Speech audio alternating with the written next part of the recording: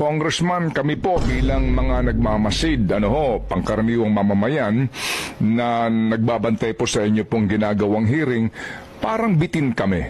Kasi last hearing ninyo, lahat ni si Gina Acosta at maging itong si Edward Fajarda, ang inginunguso itong mga taong ito Di ho ba? Parang bitin kami na bakit hindi sila humarap sa public hearing, mapanood, mapakinggan namin ang kanila namang katwiran doon sa mga sinasabi na ang nagdesisyon sa napakalaking halaga na pera ng bayan ay itong dalawang koronel na ito.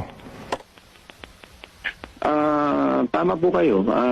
Subalit ang paniniwala po kasi ng ibang mga kasamahan namin na ito po ay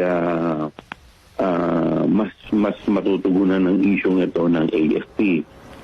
Sa kanila pong tingin ay baka ito po ay isang plot para ito ay ibagsak yung PC dito po sa dalawa. Pero kasi insofar as iba kasi ang investigation ng AFP tingin nila mas dito mas malalaman kung ano po talaga ang totoo. Sandali lang, with all due respect, Attorney, Congressman Joel, opo, I'd like to engage you dito po sa isyong ito. Ang committee po ninyo ay Committee on Good Government and Public Accountability. Wala namang sinasabi dito na kapag ang involved koronel, na hindi na dapat tanungin pa sila kung saan napunta yung pera, di ba? At bakit ang mga liquidation po ay gumamit ng mga sinasabing fictitious na mga tao. Ba't biglang ngayon, biglang ipaubaya sa military itong usapin, nitong pagsagot, nitong dalawang koronel, sa issue kung ba't ba ganon ang disposisyon sa pera ng bayan, parang di ho namin masakyan. Ito po yung Manong Ted, nung huling nakapag-usap lamang po kami ng mga kasama natin. Pero kagaya po nung sinabi ko sa inyo, ito po hindi pa naman tapos.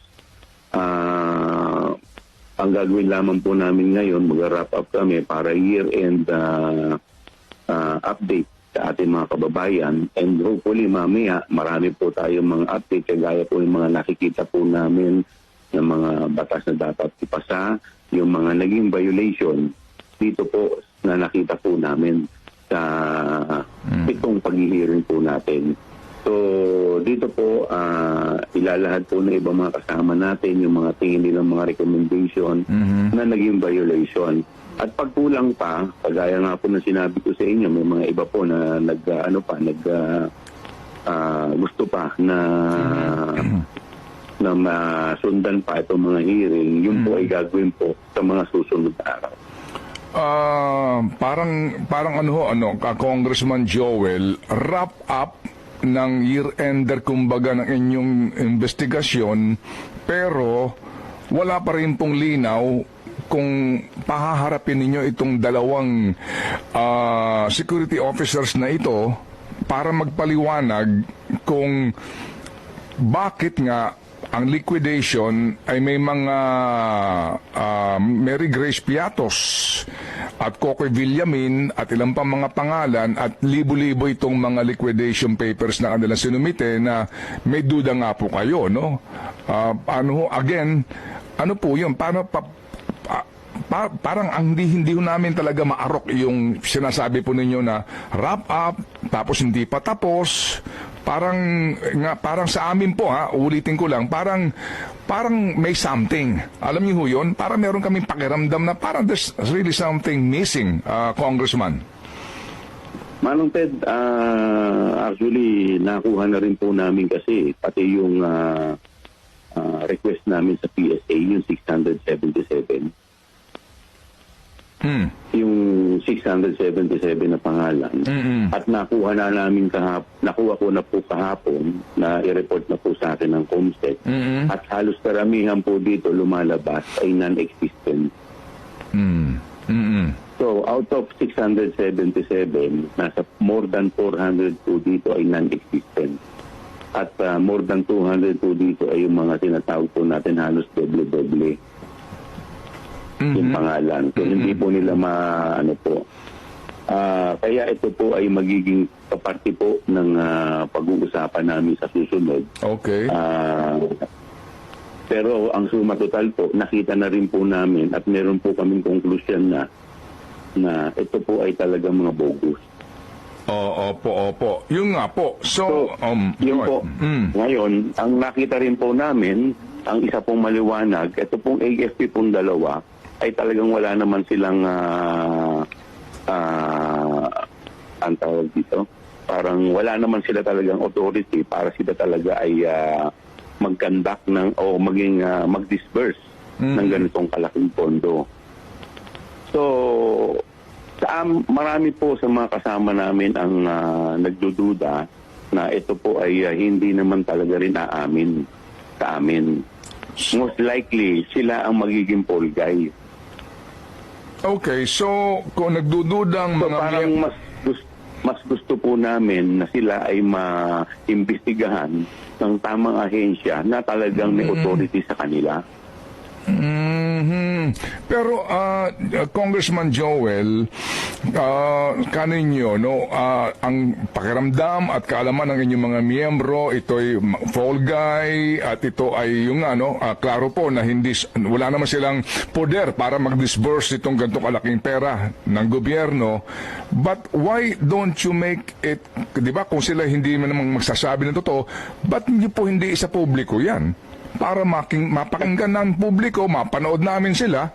Dahil in fairness sa dalawa po kasi, in fairness po Congressman sa dalawang ito, napakinggan natin sila Acoste, napakinggan po natin itong sila Paharde in open public hearing. Pero itong dalawang ito ngayon, itatago po ng militar yan, hindi ho open to the public yan eh. Di ho ba? Parang yung parang nawala po yung essence ng Good Government Committee at saka yung public accountability and for the public to know, ito ho magiging sagot ng dalawang ito in open public hearing, Congressman. Ginamit na po kasi sila sa sa impeachment eh. Meron pong nag-file ng dalawa sa impeachment. So ito po kasi usapin na to ay babagsak na sa Department of Justice, sa Committee on Justice. So may kaugnayan sa impeachment ito. Opo, dahil ito po ay binagsak na po ito. May dalawa na pong may dalawang complaint na po dito po sa impeachment at ang bagsak po kasi nito ay sa Committee on Justice. At dito sa Committee on Justice, magkakaroon po dyan ng hearing. At dito po titignan, dahil ang ginamit po dito, kung hindi po ako nagkakamali, ay ito rin pong paglilitis namin. Dito po sa, yung mga nailabas po natin dito sa ating committee. At dito po, bibigyan sila lahat ng opportunity para sumagot at magkakaroon po sila ng hearing. Opo. Kaya mas minabuti po namin na ito po yung tamang tamang committee para dito ay buksan lahat yan dahil mabigyan sila ng opportunity na sumagot. So, at the end of the day, sa bandang dulo, may kaugnayan itong desisyon nyo sa impeachment ni VP Sara. Yun po yung conclusion doon. Okay, sige. So, impeachment ni VP Sara, Congressman Joel. Pero hindi ho ba totally separate yung Committee on Justice hearing? Hindi pa nga ho tayo sigurado kung magpapatawag ba sila ng hearing kasi hindi pa nga nare-refer sa committee. Wala pa nga po sa wala pa nga pong referral from the House Speaker sa Committee on Rules. So hindi ho ba that's entirely a different matter kasi Committee on Good Government, kayo po maaari kayong magpatuloy lang on your own.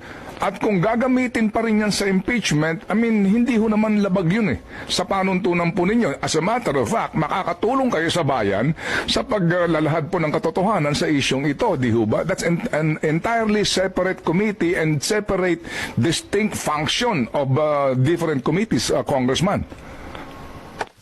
Pero yun po kasi ang napagdesisyonan ng mga miyembro at although naiintindihan ko naman po yung inyong concern, at yung inyo pong sinasabi, pero yun po kasi yung napagdesisyonan ng mga kasama po natin dito po sa committee. Anyway, ito po ay hindi pa naman po, kagaya po ng sinabi ko, ito po ay year-end wrap-up lamang po. Kumbaga, isa-summarize lamang po muna namin yung mga nangyari po na itong 7 hearing at and at the same time ibibigay din po namin kung ano po yung mga nakita namin na naging violation. Opo.